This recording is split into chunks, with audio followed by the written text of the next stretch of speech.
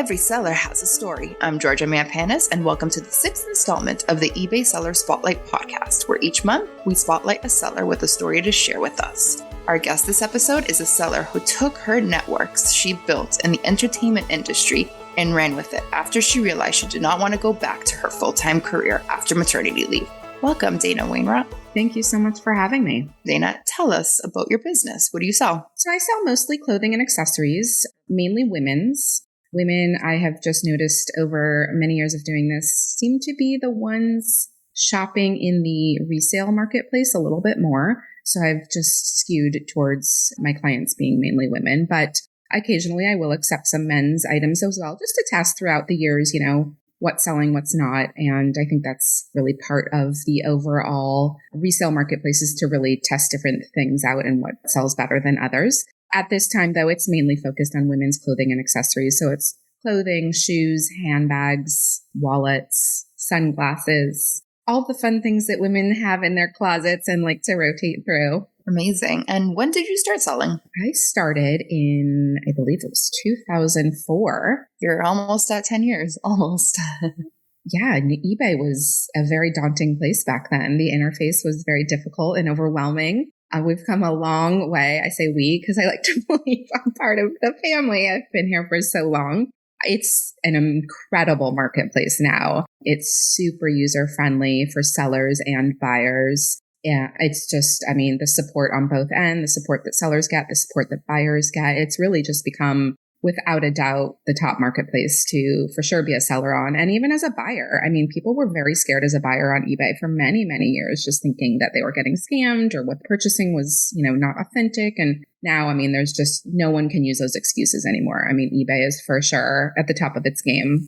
So you are a veteran on the site. You've been selling for a while and you sell incredible items. Where did your passion and your knowledge for designer products stem from?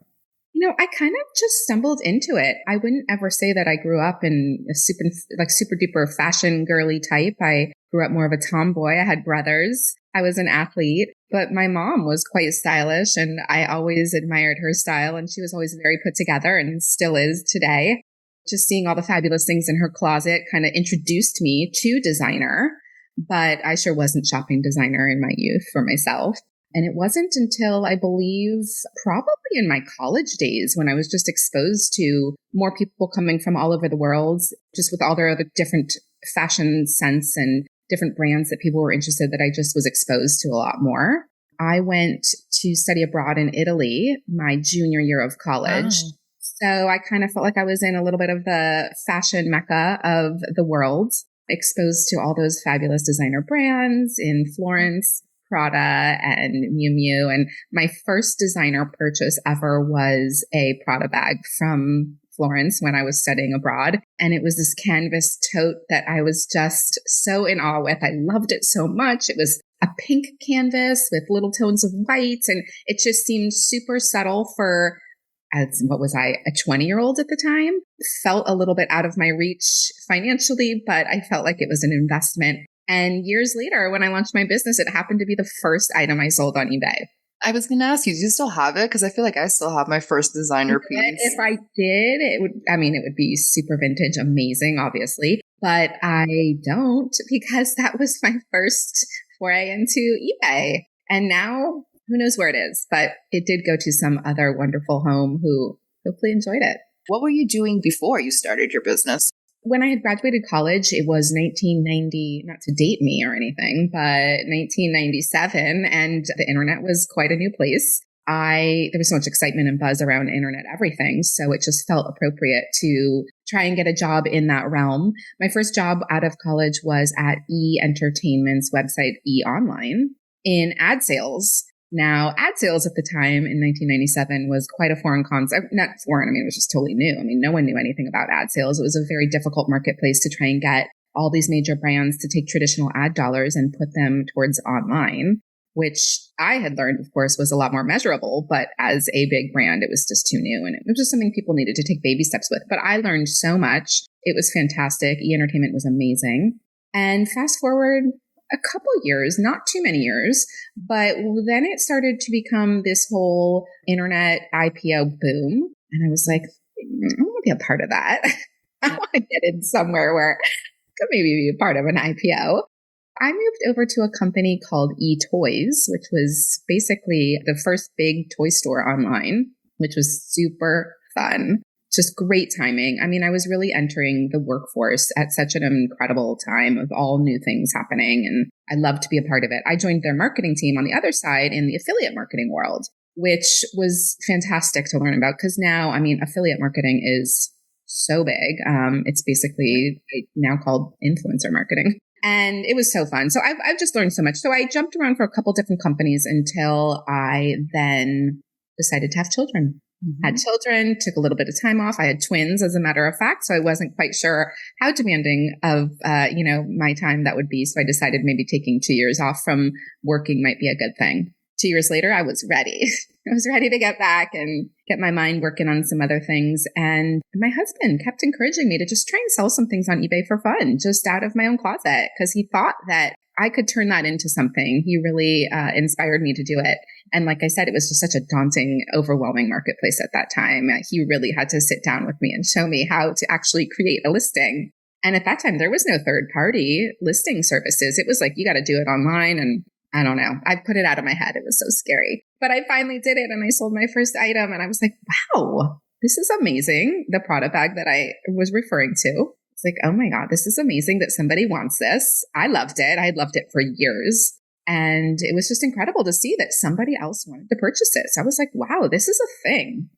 So I scoured my closet for a few other things. I can't to this day remember what they were, but whatever they were, it worked. The system worked. I started telling friends about it. And I said, hey, guys, I've been selling things out of my closet. You guys should really do this too. If you have anything in your closet, let me know. I'll help you out. And it was all very viral, very organically. And it kind of just spread like that because I really didn't have to advertise what I was doing. People were just talking about it because in 2004, no one was doing this really. I mean, this was still very new for a lot of people. It was easier to just give your stuff away than to list something on a marketplace. I mean, eBay was the only marketplace to do it back then. So friends would ask me to sell things. And before I know it, things piled up in my bedroom, really. My desk was in my bedroom and I was just working out of my bedroom. And my husband encouraged me to maybe go look into finding a teeny office. And I did. And I kept growing out of that teeny office and I needed more and more space. And it was scary. I mean, I was like, I don't know if this is going to work out. I can't commit to too much square footage and having to pay rent. Anyways, long story short, I'm still here. And the rest is history. You never went back. And my office space kept growing. So it's been a super fantastic ride. And I feel so blessed to even have this business because I started before resale and sustainability and this marketplace was a thing. And so I feel so honored that I'm a part of this now and was kind of, on the forefront of it all. Your store, it's called CelebrityOwned. What was your first ever interaction with a celebrity? Well, I'm not going to name names, but, or should I?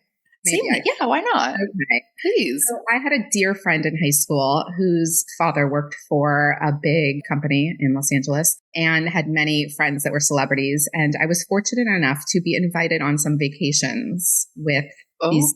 Okay. And what an experience it was. So I believe I went on 2 different vacations. One of them was with Tom Cruise and Nicole Kidman. Now, mind you, at the time I hadn't even started my business yet. So this was, maybe I was 18 or 19 years old and their children, that Nicole and Tom's children were babies at that time. So that was probably my first. And then Michael Douglas and Catherine Zeta-Jones. Oh, my favorite celebrity couple, actually. So this was more than just a sighting at a restaurant or, somewhere local. This was an actual vacation and it was quite amazing. I mean, they're just people and they're, most of them are incredible humans. So it was just nice to just see like what life is like for them off the grid. And it was really cool. Really cool. I was so blessed to have that opportunity. I want your life. That's awesome. I was joining on to someone else's life. Definitely not how I live. Can I ask you some of the celebrity names that you've worked with and sold items for? Unfortunately, due to confidentiality agreements, I do not disclose who my clients are. But I was fortunate enough to start my business back in 2004 with some awesome celebrity client referrals. And it's grown to, many more since then. But just to respect their privacy and the things that they sell, I just do not disclose who they are. And, over the years, the resale marketplace has become so big. So, when others ask me to sell things, if they're not a celebrity, I'm not going to say no because, we always need inventory. And there's so many fabulous closets out there. But being in Los Angeles, and I did grow up in the entertainment industry with my parents, and my father is an entertainment lawyer and my brother is a producer. The tentacles go out and we've reached plenty of people, whether they be, actors, actresses, or producers or agents, all the Hollywood types. Beyond disclosure, what other issues arise when dealing with high-profile consignment? To be honest, not many. I mean, it's been a super seamless process for me. Like I said, I'm, what am I going on? 18 years now. My clients have all been super happy with my, what I've been able to do for them. They keep coming back. No complaints on either end. What is your favorite item that you've ever sourced or sold, whether it's from a celebrity or not? This is actually really interesting. It's probably not what you're going to think at all. But 10 to 12 years ago, I had a client, she collected Chanel nail polishes, and some of them were limited edition and not used. Chanel would create these colors and then that was it. They would launch them once. She had a little collection of them and asked them if it's something that I would sell. And I was like, never thought about it, but why not? I mean, there's a marketplace and there's a buyer for everything. There happened to be this one color that was super sought after when I was doing my research. And I reached out to her and I said, hey, do you happen to have this color? Because I think that this can really go for a lot of money. She did, and she was okay parting with it. And it ended up selling for, I think, like $350. Sorry, what is this color name? It was almost a jade green, but I was like, wow, this is incredible. And it just kind of solidified my whole belief in eBay with you got things, you got buyers, you got sellers. Let's make it all happen. Hey, oh my God, incredible. I wish I could sell my nail polishes for $300. I know. So that was just the most unique thing, I thought, for sure. When you first started off in 2004, you had mentioned you were one of the first few in the game. Now it's saturated. What would you say makes your store stand out? I've got over 42,000 positive feedbacks. And I'm a top seller. So I'd like to believe that when people are shopping for items, if I have an item versus someone selling the same exact item that maybe doesn't have very much feedback at all, they'd probably buy the item for me. Even maybe if it was a little bit more expensive, they probably know what kind of experience they're going to have just by reading my feedback. As much as I've grappled with eBay's feedback rating system over the years and been pretty upset with it from time to time, I think in the end, it makes sense for sure to have something like that, because how is anyone supposed to know what they're getting, otherwise? Other than that, I would say it's interesting because yes, 18 years ago, eBay was the only place to buy anything. If I was selling a Gucci bag, let's say, there was maybe 2 or 3 of us resellers doing this at the time that were, building any type of reputation. So we had the market share. It was pretty good times. It was a super lucrative business, let me tell you.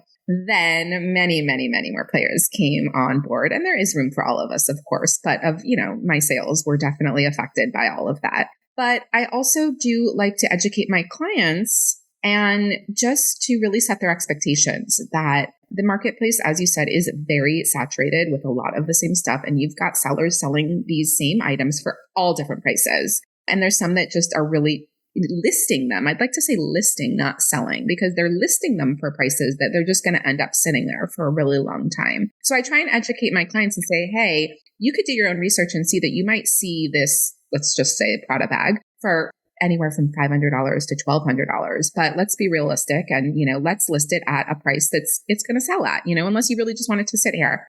I just think it's important to just educate them and set their expectations.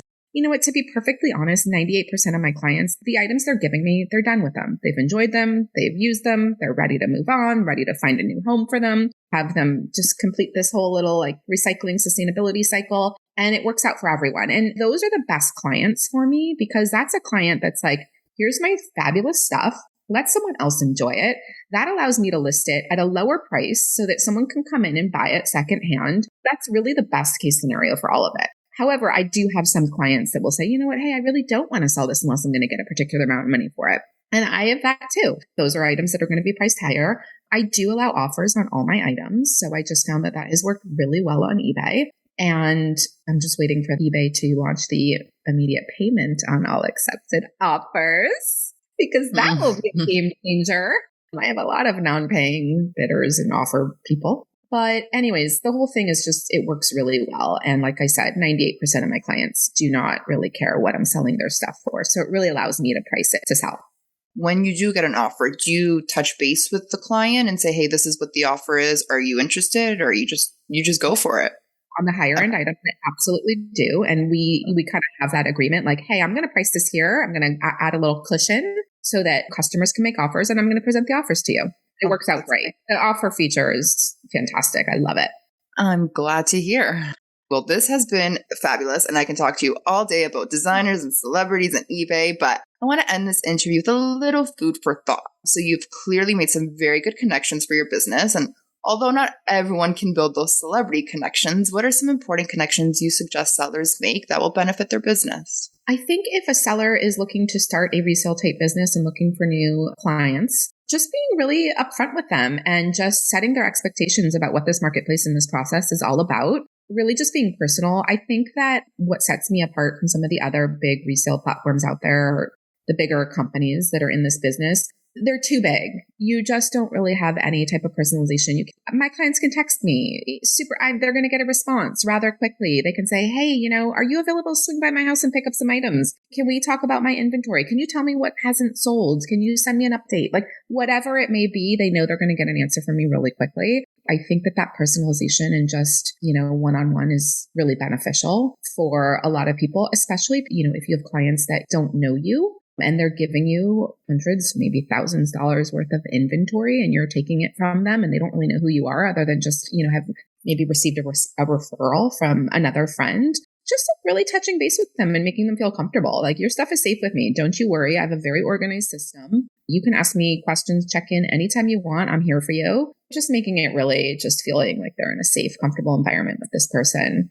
The way I started by gaining more clients is 18 years ago, I just sent a letter in the mail to anyone I had an address for that I thought would be a good fit and just say, hey, if you're ever cleaning out your closet, call me. This is what I'm doing. And if you have things that you'd like to get rid of, I'd love to try to sell them for you. And that letter probably sat in people's closets or their desks or their home, their kitchens, wherever they keep their mail for a while. But the phone calls did roll in. I really do think that there's something to that. And it's a great way for someone to start a business. Reach out to everyone you know. Your inner circle or even your slightly greater circle are your people to start with. That's how things start. And it's a very organic process that way. And it's a good way to test the market. If you just want to get your toes wet, talk to the people that are closest to you. Would you ever consider maybe selling your contact list? If someone wanted to buy my business, maybe. I actually could never give up this business. I would be so sad. My husband even says all the time, he's like, if we won the lottery, would you still work? And I said, absolutely. Yeah, for sure. If I had your business, I'd work too. For the money. Like, I love having something to do every day. This is just fun. And like, back to the Chanel nail polish. I mean, to see what people are willing to pay for things, like what a joy that is. Like, that's what makes this marketplace so fun is that like, you just do not know who is willing to pay what for something. I could have something that I'm listing that someone has been looking for years. And I list it and it sells within 5 minutes. Wow. Please let listeners know, where can they find your store online and your social handles as well? On eBay, you can find me under, I think it's stores.ebay.com/CelebrityOwned. And I am also on Instagram at CelebrityOwned. I post a lot of new items on Instagram. I do Instagram lives. I hope to one day do some eBay lives. So come check me out. Thank you so much, Dana. Thank you for having me. Dana Weinrot sells on eBay under the store name CelebrityOwned. Check out some of the great designer pieces she has listed and play a guessing game. See if you can figure out which celebrity owned what. Happy shopping. We hope you'll join us on our next episode, where we'll share the spotlight on another seller with an incredible story to share. I'm your host, Georgia Mampanis. Jim Griffith is our editor-in-chief. The eBay Seller Spotlight podcast is produced by Libsyn and Podcast 411.